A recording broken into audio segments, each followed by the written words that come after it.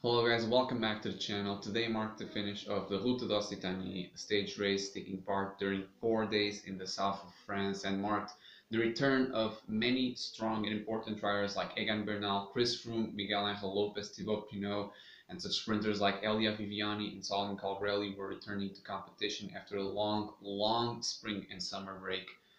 We had 4 stages and some very good conclusions to take out from it. So first of all, we have to look at the sprinter side. The first 2 stages were targeted and designed exactly for the sprinters, although the second one was a bit hilly, and the first stage had a little bit of an uphill, dangerous finish. The stage was taken by Brian Coquart of B&B Hotels Hotel Concept.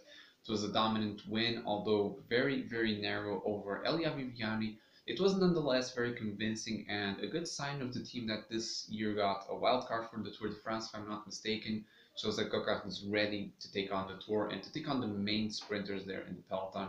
Elia Viviani finished second, and in the next day he finished eighth, which, taking into account that it weren't two completely flat stages and not at all two normal bunch sprints, it's not exactly the kind of finish that would really put the blame on him, that would really mark that he's not on form or so. Although he may not really be on good form, we also know that it comes from a backlash of a series of lack of results from earlier in the year. So even though Cofidis is invited for the tour, the position Elia Viviani is currently is a bit concerning, and getting a stage win before the tour would be the very minimum that you would need to at least make sure he gets there with very good legs. In the second stage, we had a very good win by Son Colbrelli. It was a hilly stage and a hilly finish, so it suited him very well. If he was racing in Lombardy in the Gran Tirco Lombarda, he would have been a very good candidate. He's a rider that loves the rain. He's not going to have such facilities encountering it now, racing in August, September, but nonetheless, he's had a very good winning here in front of Coquart and Bonifacio. On the first day, we actually also saw Egan Bernal finished sixth, exactly.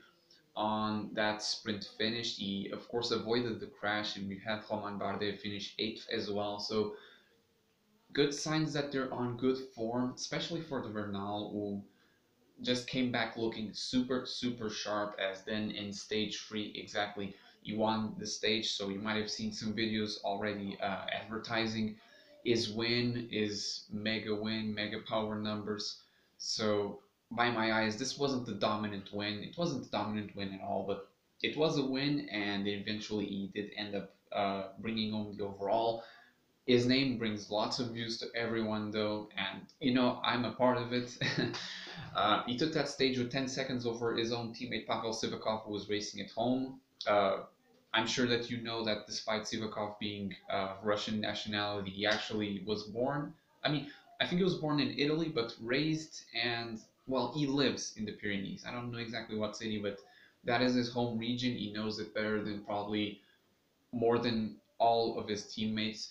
Finished second on that day, had great legs. Alexander Vlasov also with a great performance, finishing third, only 17 seconds away from Bernal, in front of riders like Pinot, Mollema, Barguil.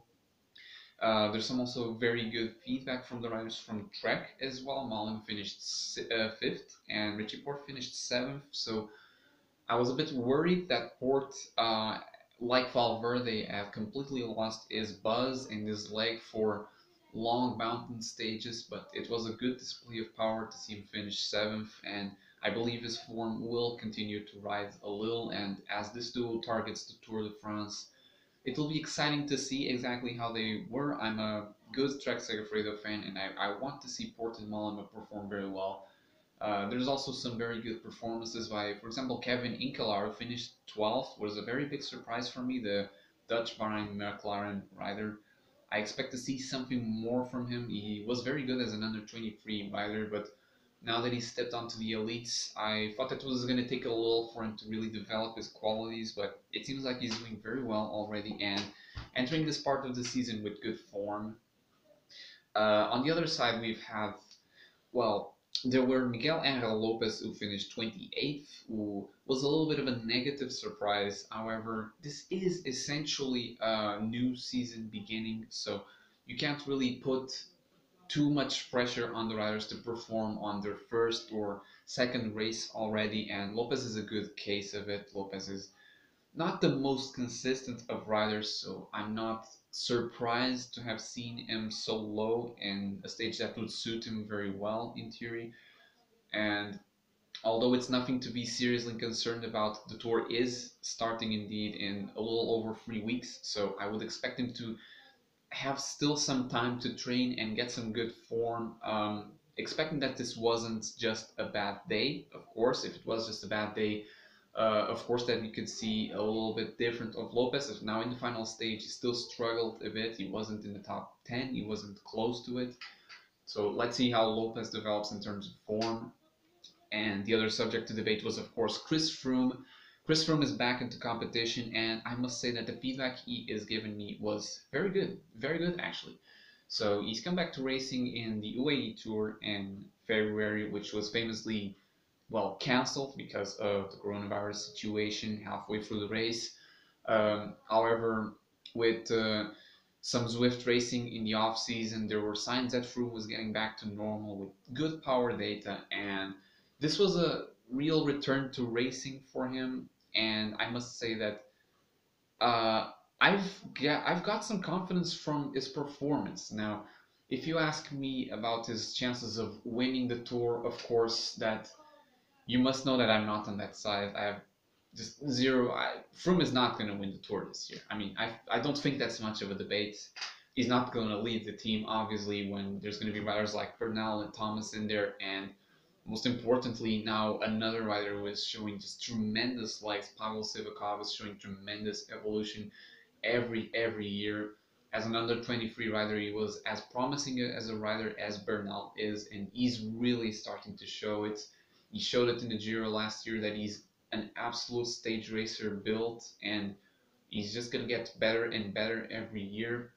His spot is more consolidated there in the team, and of course he's going to have a very important place in the tour. As for Froome, though, he's probably going to be a domestique in the tour if he gets picked, of course. But my confidence is that he is indeed going to be picked. He finished 34th in that stage, which it isn't something to showcase for, but you have to consider that he wasn't working for himself. He wasn't racing really to get the best result he could, but he was, selfishless working. I think I got the word wrong, but he worked his ass off for the team. That's why he finished so low. You also saw Gerhardt finished 30th, and he did very well in setting it up for Sivakov and Bernal in the end. So long story short, I'm getting very good signs from Froome. He's going to be racing the Tour de l'Ain next week, where we may be able to get some even better signs. And at this point, I'm very confident that he's going to be picked for the Tour team. I've gotten good signs, and I hope that he really makes a good comeback and that he can show what he's really made of.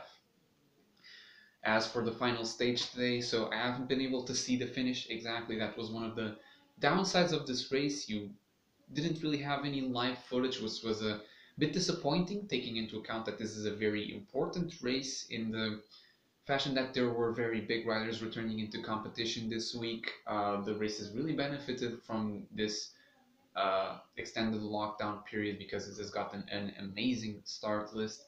However, today it was a day for the punchers, so the climbers were all there. Mollema finished second, Pinot finished third, Bernal and Vlasov, who kept his place in the GC.